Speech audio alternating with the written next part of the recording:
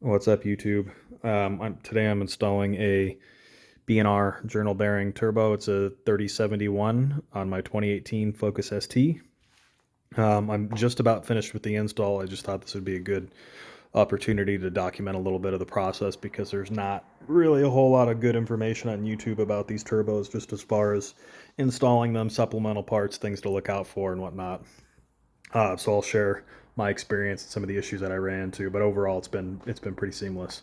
Um, I'm at the point now where I'm actually getting ready to install the B&R Turbo. But prior to that, I had a whole bunch of other supplemental parts that I needed to install. So instead of doing the easy part first, which is actually being on my back, I got the tedious shit out of the way. So that was installing a radium PCB plate and then installing this catch can configuration that I didn't make the actual catch cans, but the rest of the system I kind of designed. So I wanted something a little bit different than what was available from, and a lot of the stuff on the market's really, really good. Mishimoto, JBR, Demand, Radium, all good stuff. I just didn't want to use what they had to offer. So I've got two catch cans. One is being fed from the valve cover back into the intake to help trap some of that blow by. And then the one in the front here is fed from the radium PCB plate and then back into the intake manifold. Both catch cans are on vented breathers that are also on check valves so that we don't get any unmetered air into the system under vacuum. And then the radium plate has a secondary port on it that I'm also using to feed a third breather, which is also on a check valve.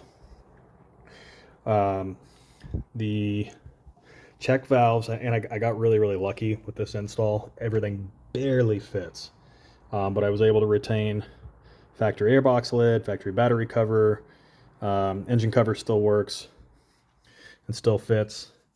But I ended up using these Evil Energy fuel pump brackets, and I had to, they didn't fit with the entire rubber gasket around the bracket, so I just cut a little strip, and that gave me enough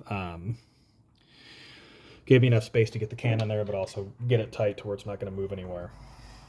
Both of these have petcocks with 3/8 drain lines that I have fuel line going all the way to the bottom of the car, so that I can easily access those and drain the cans at each oil change interval. Super easy to access.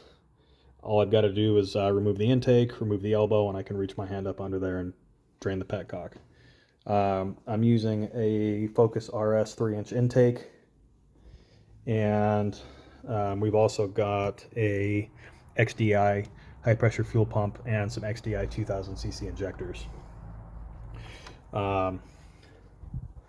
With these catch cans, the catch can for the valve cover has got much larger lines on it than the front, and that's because of the OEM fittings, which are either half inch or 19/32. But I used half-inch ID fuel line. Used Odoker clamps on everything that I wanted to be permanent, other than what I wanted to plan on removing for maintenance or access to other parts of the car. So like with the catch cans, I've got 4 lines, 2 here, 2 there, on hose clamps and fuel line clamps. That way I can just remove those, and if I want to pull the battery out in the battery box to, like let's say, access the motor mount, I can disconnect those 4 lines, pull the vent lines off, and then I can pull this entire unit out with the catch cans attached. So I try to do any mods to anything that I have with the intention of maintenance or access or being able to work on it easily in the future. I've also got a purge line replacement that I did not come up with or design. This was created by a member on focusst.org, and it replaces the factory purge valve line with a modular line that allows you to easily replace just the purge valve solenoid without having to replace the entire line. And that's also been rerouted. So the factory line starts in the back here, and it did have a fuel type quick disconnect where you had to pull the 2 tanged clips out, got rid of that, did an Earl's quick disconnect fuel fitting, and that feeds a Russell inline fuel filter, which then heads to the purge valve, which you can see there, and that's on fuel line clamps, so super easy to replace. And then it now goes into the Symposer delete. Factory location was on the left side of the intake manifold in a hard to reach spot. Let's see if I can get in there. You can see the fitting right there. That's another Earl's quick disconnect fuel line fitting with a 6AN cap on it. So I deleted that location altogether. Everything now comes from the Symposer delete, which I also drilled and tapped for an 1/8 inch MPT fitting. So that feeds the purge valve line, and then also serves as my boost reference for what will be my boost actuated exhaust cutout. That's where I got that abandoned line with the bolt in the end of it. And then second line feeds my tial Q blow-off valve. And then I've got my 3 catch cans. I'm sorry, my 3 breathers. Other supplemental parts, I've got a woosh catted downpipe with the woosh bracket, and then because I am maintaining keeping the stock 2 1/4 exhaust, because I fucking hate the way 4-cylinder cars sound with ridiculous exhaust, and I'm too old to have a car that's loud like that. This is just a machined reducer with a chamfer in it to step down from 3 to 2.5, so that'll just help the transition a little bit.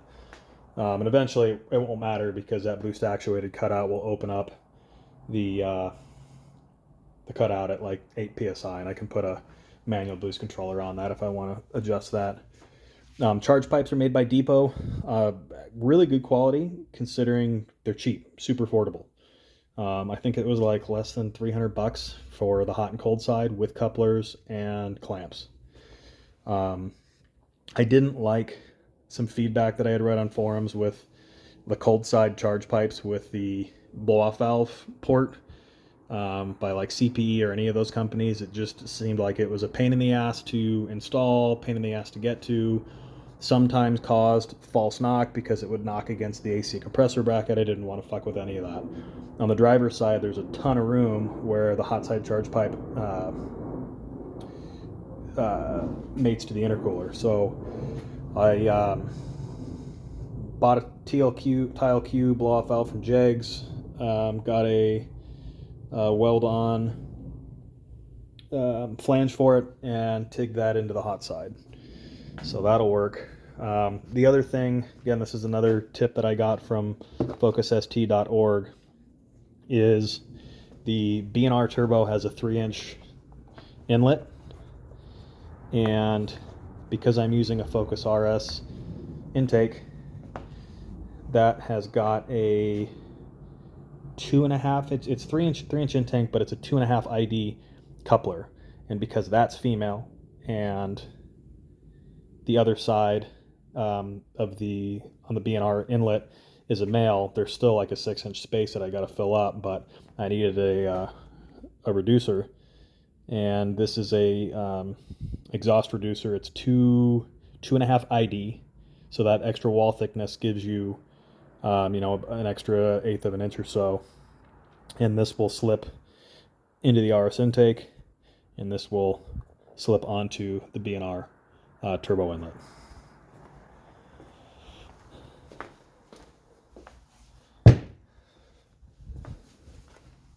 Now, part of the reason I bought this B&R turbo was the fact that it reused a lot of the factory lines and locations.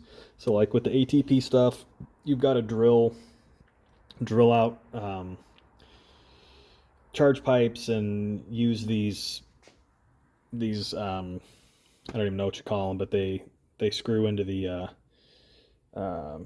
charge pipes for boost reference. So what's nice about the B&R is I can just swap over the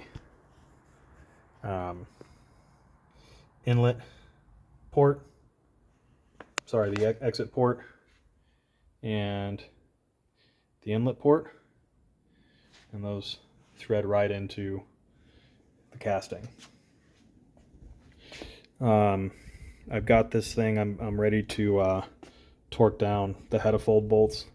Anti-seize anything that's on a turbo. Always use anti-seize. I've got some Ford replacement parts. So this is an oil line filter that goes into the block like this. The old one was kind of a pain in the ass to get out. I had to use a mirror and a light and then a couple picks to pry it out. This one's actually busted, but there's like a kind of like a spring on the plastic spring on the end of this thing to hold it in place. New head-of-fold gasket. This is a 3-layer piece. The old one is still in good shape, but just as a redundancy, good idea to replace it. And then everything else comes with the B&R kit. So you've got all your copper crush washers that you need.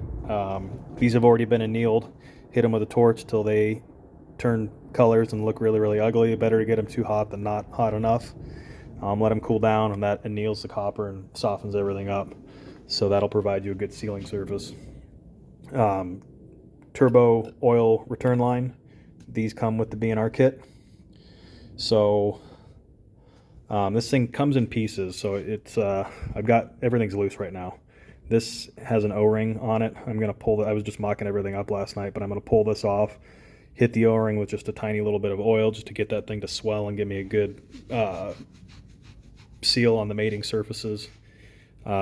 This has a oil feed line adapter because this is the stock line, like so, and that's not going to fit into the top here. So this is a 90-degree adapter, again using crush washers on the top and the bottom.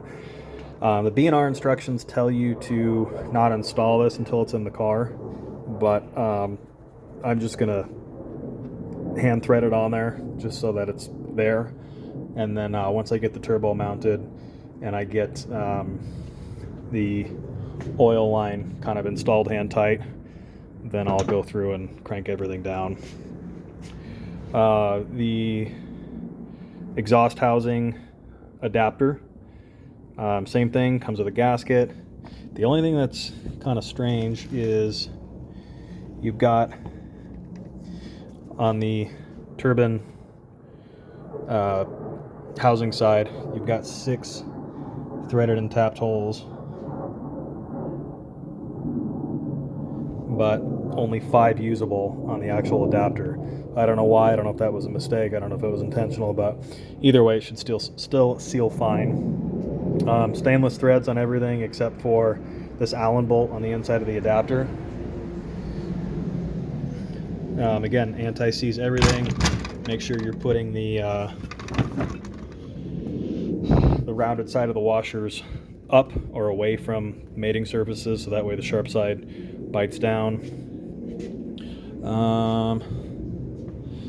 What else? This is the factory water line. When you're pulling these lines off of the car before you remove the stock turbo, work your way up. So start with your lowest fittings and let those drain out first. Otherwise you're going to have a mess you're going to have to wipe off of the block, and it's a lot easier and a lot cleaner. So I drained the coolant line first from the bottom line. So this thing sits like so. Drain this one first and then the one on the block. I will tell you, this tube clamp was uber tight. It was a pain in the ass. I had to actually get in there with a bit holder and then a pair of vice grips on the bit holder just to break that loose. I didn't take it off completely because it's going to go back on there. But yeah, so I'm going to swap all this over and we'll be ready for install, and then I will follow up with an actual install video afterwards. And then one more thing that I wanted to bring up is, I wanted as much access as possible, so I removed that cowl, and in the process of doing so, when I was pulling the windshield wipers off, I didn't have a puller here, so I was trying to break the splines loose with a mallet, and I broke this casting. This has already been replaced, but this is a really cheap, shitty casting, and it's very, very thin, and it broke right at those little grooves, front and back. So luckily it was only a $20 part. Ford had it in stock, but just something to look out for. It was really easy to replace. It was just kind of a setback. So before you can pull the cowl off, you've got to pull the wipers off. So before you pull the wipers off, make sure that you make an indexing mark with a paint pen on the thread and then on the actual wiper arm. Otherwise, they're going to cycle all funky. Okay, hope this helps. Thanks, guys.